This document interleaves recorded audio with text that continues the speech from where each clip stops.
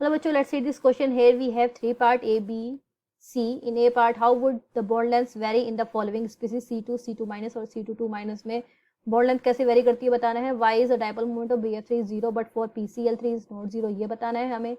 Explain the shape of BR F5 करनी है. Then explain the hybridisation in SF6 molecule with relevant diagram. ठीक है, तो हम वन बाय वन चेक करेंगे. तो ए पार्ट के लिए की कंसेप्ट यहाँ लग जाएगा, that is molecular orbital theory. तो हम C2 का पहले इलेक्ट्रॉनिक कॉन्फ़िगरेशन लिखते हैं मॉलिकुलर ऑर्बिटल थ्योरी के अकॉर्डिंग. C2 मतलब उसमें C2 में होते हैं एक कार्बन में 6 इलेक्ट्रॉन होते हैं, तो दो में हो जाएंगे 12 इलेक्ट्रॉन. 12 इलेक्ट्रॉन सिस्टम हो गया. इसका इलेक्ट्रॉनिक कॉन्फ़िगरेशन क्या हो जाएगा, sigma 1s2, sigma anti bonding 1s2, sigma 2s2, sigma anti bonding 2s2 and then pi 2px2 फिर equals to pi 2py2 and then sigma 2pz0. इसमें 0 इलेक्ट्रॉन होंगे, टोटल इलेक्ट्रॉन 12 है, तो 12 कंप्लीट हो गए हैं. अब यहाँ पे हम इसका बॉन्ड ऑर्डर निकालेंगे. देखिए बॉन्ड ऑर्डर क्या होता है, number of electron in bonding orbital minus number of electron in anti bonding orbital divide by 2. तो बॉन्डिंग में कितने इलेक्ट्रॉन है आपके यहाँ पर 8 है. एंटी बॉन्डिंग मतलब जिसपे स्टार लगा हुआ है that is anti bonding orbital divide 4 है उसमें टोटल इलेक्ट्रॉन डिवाइड बाई 2, यानी कि बॉन्ड ऑर्डर कितना आ गया 2 आ गया. ऐसे ही अब C2 माइनस यानी कि इस पे 1 माइनस चार्ज है, तो इस पे कितने इलेक्ट्रॉन हो जाएंगे 13 इलेक्ट्रॉन. तो देखिए इलेक्ट्रॉनिक कॉन्फ़िगरेशन सेम रहेगा यहाँ पर, और यहाँ पे सिग्मा 2pz में कितना हो जाएगा 1 इलेक्ट्रॉन ऐड हो जाएगा. तो यानी कि sigma 1s2, sigma anti bonding 1s2, sigma 2s2, यहाँ पे sigma 2s2, then sigma anti bonding 2s2, then pi 2px2 is equals to pi 2py2 and sigma 2pz1 आ जाएगा. ठीक है, इसमें अब इसका बॉन्ड ऑर्डर क्या हो जाएगा बच्चों, bond order is equals to क्या होता है, बॉन्डिंग ऑर्बिटल में कितने इलेक्ट्रॉन है, अब यहाँ पे 9 हो जाएंगे क्योंकि एक सिग्मा 2pz में बढ़ गया है. तो 9 माइनस एंटी बॉन्डिंग में सेम है अभी 2, यानी कि इसका बॉन्ड ऑर्डर आ गया यहाँ पे 2.5. अब देखिए C2 2 माइनस का क्या हो जाएगा, अब C2 2 माइनस में सेम आपका यहाँ पे आपका इलेक्ट्रॉनिक कॉन्फ़िगरेशन रहेगा, बट सिग्मा 2pz में अब 2 इलेक्ट्रॉन हो जाएंगे. देखिए C2 2 माइनस में एक इलेक्ट्रॉन बढ़ा 13 इलेक्ट्रॉन हो गए, इसमें कितने इलेक्ट्रॉन हो गए 14 इलेक्ट्रॉन, यानी 2 इलेक्ट्रॉन बढ़ गए हैं. 2 इलेक्ट्रॉन बढ़ गए तो सिग्मा 2pz में 2 हो जाएंगे. तो अब इसका बॉन्ड ऑर्डर कितना होगा भाई, यहाँ पे देखिए अब आपकी बॉन्डिंग ऑर्बिटल में 10 इलेक्ट्रॉन हो गए हैं, एंटी बॉन्डिंग में सेम है डिवाइड बाई 4 यानी कि 6 डिवाइड बाई 4 यानी कि 3. तो यानी कि C2 में आया 2 बॉन्ड ऑर्डर, C2 माइनस में 2.5 और C2 2 माइनस में 3. तो यहाँ पे लिख लेते हैं C2 माइनस और C2 2 माइनस. यहाँ पे इसका बॉन्ड ऑर्डर कितना आया है 2, यहाँ पे 2.5, यहाँ पे 3. अब आपको पता है बॉन्ड ऑर्डर और बॉन्ड लेंथ में क्या रिलेशन होता है, जो बॉन्ड लेंथ होती है वो इसके इन्वर्सली प्रोपोर्शनल होती है, यानी कि बॉन्ड ऑर्डर ज़्यादा होगा तो बॉन्ड लेंथ कम हो जाएगी. तो आपका यानी कि ऑर्डर लिख देंगे अगर हम, ऑर्डर ऑफ बॉन्ड लेंथ क्या हो जाएगा, देखिए C2 का बॉन्ड ऑर्डर सबसे ज़्यादा है, यानी कि इसकी C2 2 माइनस का बॉन्ड ऑर्डर सबसे ज़्यादा है, तो इसकी बॉन्ड लेंथ सबसे कम होगी. Then C2 1 minus, C2 1 minus, और सबसे ज़्यादा बॉन्ड लेंथ किसकी होगी C2 की. तो ये हमारा बॉन्ड लेंथ का ऑर्डर हो गया. सबसे बड़ी बॉन्ड लेंथ किसकी है C2 की. लॉन्गेस्ट बॉन्ड लेंथ, और इसकी क्या है यहाँ पे लीस्ट बॉन्ड लेंथ है, या स्मॉलेस्ट बॉन्ड लेंथ है इसकी. ठीक है, ये इसका एक रिलेशन हो गया. Now move to the B part. तो अब देखिए बी के भी 2 सब पार्ट हैं. तो फर्स्ट सब पार्ट का जो की कंसेप्ट रहेगा दैट इज डाइपोल मोमेंट. हमें यहाँ पे 2 मॉलिक्यूल दिए हुए हैं. फर्स्ट मॉलिक्यूल बी है VF3, the second is Cl3. अब BF3 का स्ट्रक्चर बनाते हैं। अगर बोरोन के आउटर मोस्ट में होते हैं 3 इलेक्ट्रॉन, तीनों के तीनों फ्लोरीन के साथ बॉन्ड बना लेते हैं। तो इसका स्ट्रक्चर क्या हो गया, ये ट्राइगोनल प्लेनर। PCl3 की बात करें, फॉस्फोरस में होते हैं 5 इलेक्ट्रॉन, जिसमें से 3 बना लेते हैं क्लोरीन के साथ बॉन्ड और 2 electron as a lone pair बच जाते हैं। अब बोरोन और फ्लोरीन में, फ्लोरीन आपको पता है मोस्ट इलेक्ट्रोनेगेटिव एलिमेंट होता है, तो इसके डायपोल मूवमेंट का डायरेक्शन इस तरीके से हो जाएगा। इसके भी बोरोन से फ्लोरीन की तरफ जो मोस्ट इलेक्ट्रोनेगेटिव एटम होता है उसकी तरफ हेड रहता है, टेल कहाँ पे रहती है, लेस इलेक्ट्रोनेगेटिव एटम की तरफ। तो ये हो गया। तो देखिए ओवरऑल इसका जो डायपोल मूवमेंट है ना वो ऊपर वाले और नीचे वाले से ऐसे कट जाएगा, तो ओवरऑल डायपोल मूवमेंट इसका 0 हो जाएगा। तो यानी कि ये आपका नॉन पोलर मॉलिक्यूल है, क्योंकि इसका डायपोल मूवमेंट क्या आ गया, 0 आ गया।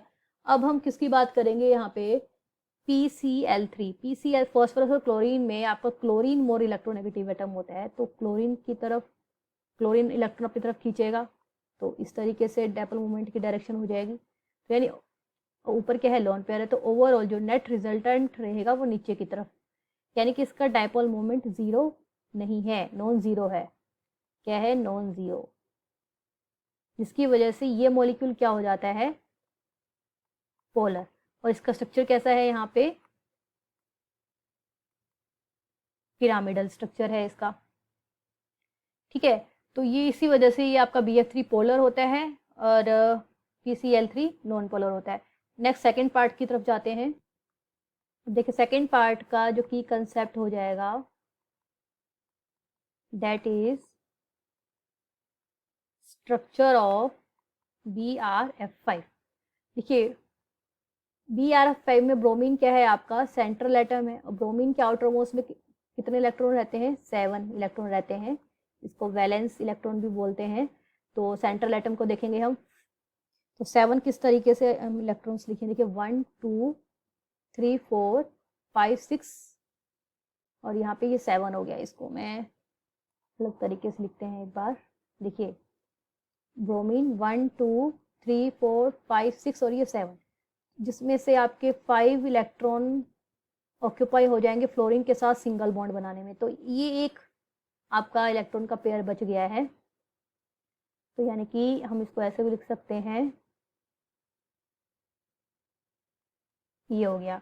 यानी कि ये जो फ्लोरीन है ये आपके एक स्क्वायर प्लेनर के कॉर्नर्स पे अरेंज्ड है, और यहाँ पर एक हो गया लोन पेयर जो इस स्क्वायर प्लेनर के अबव द प्लेन हो गया। ठीक है, और एक जो फ्लोरीन है वो बिलो द प्लेन हो गई।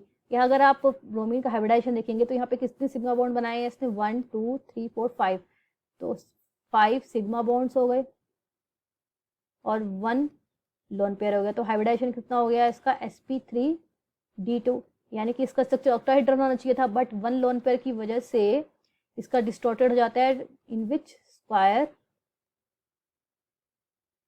पिरामिडल। ठीक है, तो ये इसका स्ट्रक्चर हो गया यहाँ पे। तो BrF5 का स्ट्रक्चर क्या है, स्क्वायर पिरामिडल। ओके, तो नेक्स्ट पार्ट देखते हैं। तो देखिए सी पार्ट का की कंसेप्ट लग जाएगा, दैट इज हाइब्रिडाइजेशन। ठीक है, अब SF6, इसमें सल्फर क्या है, यहाँ पे सेंट्रल एटम है, और सल्फर का अगर आप आउटर मोस्ट इलेक्ट्रॉनिक कॉन्फ़िगरेशन लिखेंगे आउटर मोस्ट शेल का, तो वो जाता है 3s2 3p4, तो आउटर और 3d यहाँ पे 0 इलेक्ट्रॉन रहते हैं। तो ग्राउंड स्टेट में, जब सल्फर ग्राउंड स्टेट में है तब इसका इलेक्ट्रॉनिक कॉन्फ़िगरेशन आउटर मोस्ट का हम ऐसे लिख देते हैं। देखिए s में 2 इलेक्ट्रॉन है, p में कितने हैं आपके 4, तो ये हो गया, और d आपका वैकेंट है। ये 3d 0 है, ये 3p4 है, ये 3s2 है। अब देखिए आपको SF6 मॉलिक्यूल बनाना है, यानी कि सल्फर पे 6 आपके अनपेयर्ड इलेक्ट्रॉन होने चाहिए, तभी फ्लोरीन उसके साथ मॉलिक्यूल बना पाएगा।